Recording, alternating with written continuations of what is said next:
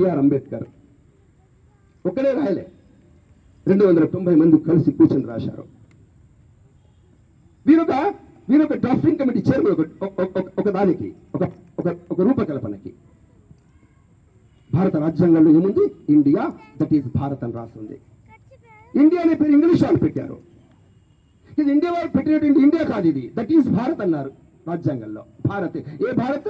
రాముని తమ్ముడు భరతుడు, శకుంతల దుష్యంతుల కొడుకు భరతుడు, వేదాంతాన్ని ప్రపంచానికి చెప్పిన జడ భరతుడు. వీళ్ళంతా భరతుడు ఇప్పటి వాళ్ళు కాదు, వేల సంవత్సరాలుగా, లక్షల సంవత్సరాలుగా ఒక ఇతిహాసం, ప్రాచీన వ్యవస్థ ఉంది అన్న భారత రాజ్యాంగం చెబుతుంది ప్రపంచానికి.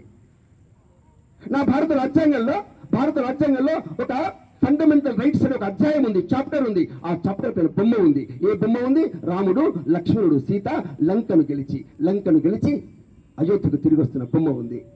ఈ దేశంలో ఎక్కడెక్కడ మానవ హక్కులు కాలరాసి, పౌర హక్కులు కాలరాస్తున్నటువంటి దుర్మార్గులు అలిచేసి పౌర హక్కుల కోసం రక్షణ చేసిన మహాపురుషుడి కింద మన పౌర హక్కుల అధ్యాయం మీద రాముడి బొమ్మ కనిపిస్తుంది.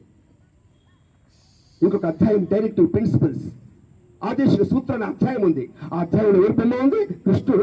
కృష్ణుడు అర్జునుడికి గీతోపదేశం కనిపిస్తుంది. మీరు ప్రపంచంలో చూడండి, అన్ని పాశ్చాత్య దేశాలు, పెద్ద పెద్ద కంపెనీలు ఖురాన్ బోధించరు, బైబిల్ బోధించరు, భగవద్గీత సూక్తుల్ని బోధిస్తారు. మనిషి యొక్క విశాలమైనటువంటి తత్వము, మనిషి వికాసం చెందడానికి కావలసినటువంటి ఒక డెవలప్మెంట్ ఎలా ఉండాలి, వ్యక్తిత్వ వికాసం ఉండాలి, పర్సనాలిటీ డెవలప్మెంట్ ఉండాలో ఆయా పుస్తకాల నుంచి కాదు, కృష్ణుని యొక్క ధర్మ సూత్రాలు, భగవద్గీత నిలుపబడుతుంది ప్రపంచంలో.